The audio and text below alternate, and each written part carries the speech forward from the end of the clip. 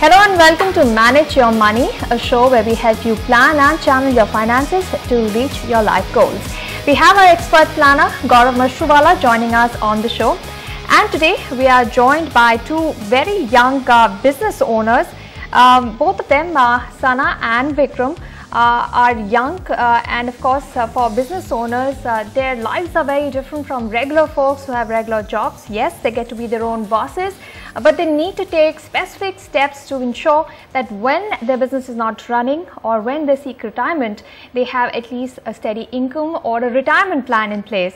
Let me just start, Gaurav, by first asking, most of the times both of our participants are very young and they're very enterprising, but most of the time business owners pull in whatever they earn into their business and want to grow their business because they know their jobs, they know their business, and they know how to make the money work for them. Is that a great strategy to plan ahead when there's no business, or should they reduce their risk? So here it is. There are two aspects to it. One is making money. When it comes to making money, it's always better that you keep pumping money more and more back into the business. That's number one.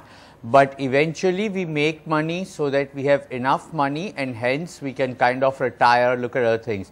Now that's where one will have to start taking out money from that business, and what portion to take out, when to take out is a call which each individual will have to take, because if you keep deploying money back into the business and make it grow, and which one should, then I've normally said, jokingly more so, is that you should not fall ill, you should not retire, and you should not die. Because otherwise what will happen? Who will be able to derive the same kind of returns in terms of dealing with your creditors, debtors? If you are dealing in goods and services, the kind of stocks that you have, the goodwill, the marketing. So unless it's a kind of a situation whereby there is somebody who is able to run the business exactly in the same manner, you can't retire. So then you are stuck. So it's a balancing act. The reason this becomes a high risk when you start putting money in is because your human capital, your own self is into it and all your money is into it. So you're taking a high risk and obviously you will get high return. You're passionate about it, you are doing fine. But what is happening is the actual wealth creation is not happening independent of you. Wealth creation is with you. Something goes wrong, you and your wealth both are in difficulty. Right. Sana, do you have a question about, you're very young, but do you have any risk, or are you thinking about what to do once there's no business? Actually, I had a question considering that I'm 22. So do I actually need to think about retirement right now? Because I already have a lot on my mind. So that was not one thing that's on my mind right now. But, that's something really far-fetched for me right now. So I wanted to know if that's something that I should consider right now. So here it is, Sanap. You may not want to think of withdrawing completely from your occupation, and especially if it's yours, you may not want to do it till the end of your life, which is perfectly fine. But you would certainly have certain responsibilities and dreams coming up over a period of time. Now, at that point of time, if there is some kind of lean in your occupation, or you are over-capitalized in terms of growth, so you are pumped in all the money, and to meet those responsibilities and dreams, you don't have enough money, which means either you end up borrowing or you end up liquidating some investments which are performing well. So I'm not saying think of retirement alone. My only recommendation is that for meeting your responsibilities and dreams, try and ensure that you start taking out money out of your business or the occupation that you're doing, so that those don't get jeopardized irrespective of state of occupation or the economic cycle is. Sure. All right, let's start with the specific plan that Gaurav has for both our participants. Let's start with you, Vikram. Tell us a little about yourself. I understand you went to design school. What business do you run? So I'm basically a creative entrepreneur. I set up a design studio which primarily does spaces. Along with that, I have other interests. I'm just venturing into content and digital media. So there's a separate firm that I've set up just for that. And yeah, I just function better on my own, I guess. So lots of things planned, lots on your plate. Any questions that you have for Gaurav? Yes, I do. Hi Gaurav. Gaurav, you know, I mean, as you rightly said, that one needs to take out some money because it's the human capital, and it's not there, then you know everything falls flat. But for business owners, what I've, at least for the business that I am in, what I've noticed is that our earnings are actually fluctuating through the year. So it's not like every month you know that this much money is what I'm going to get, because most of it is also project driven, which are again, you know, depend on clients. And so there may be times when you have good money resting with you, and there may be times where you're just looking at making sure that the expenses are met without any pressure. So in a situation like this, you know, how does one go about taking out money? I mean, it could happen at the end of the year, but frankly, you know, when you're running the business within that 1 year, there may be a whole lot of opportunities where you get tempted to put back the money rather than saving it up for the end of the year.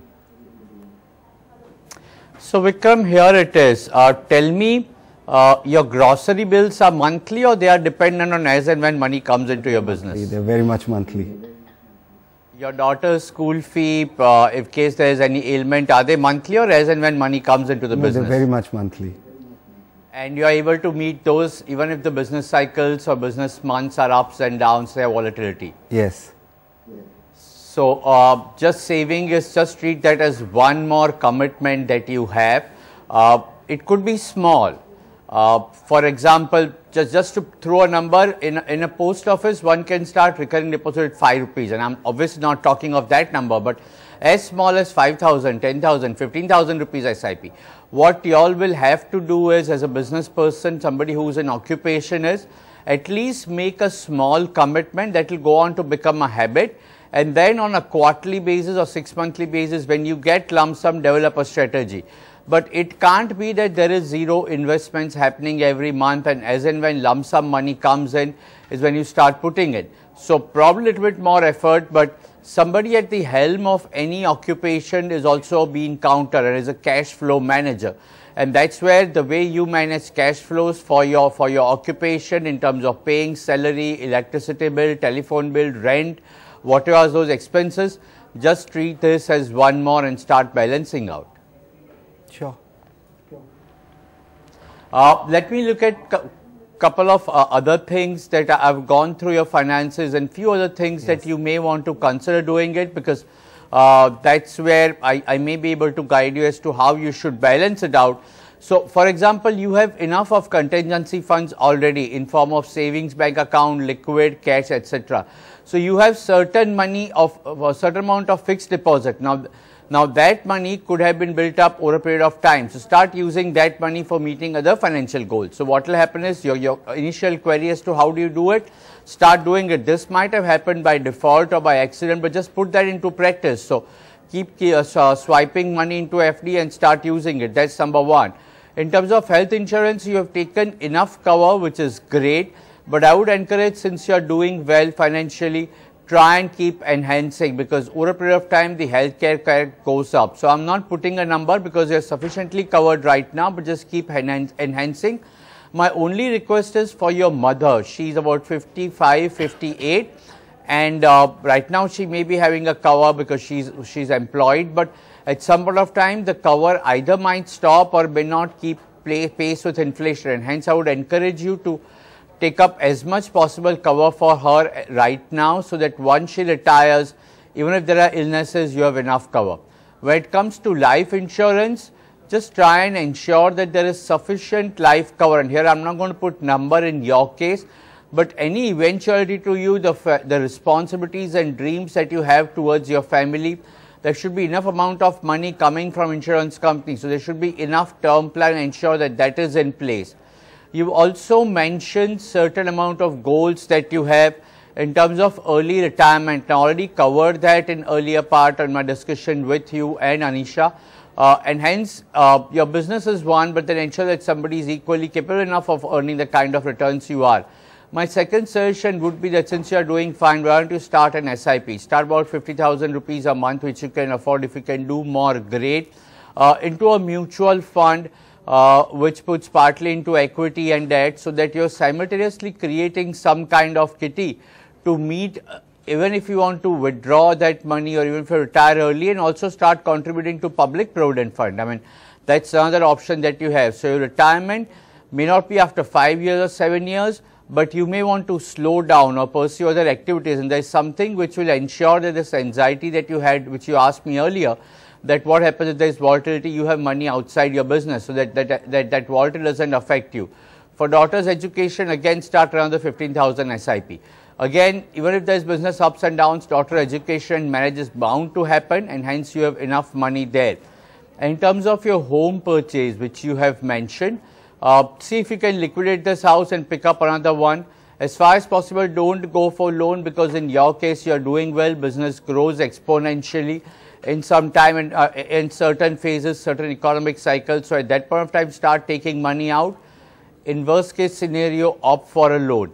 But I guess you should be able to fund most of your financial goals without much of anxiety. It just requires certain amount of discipline.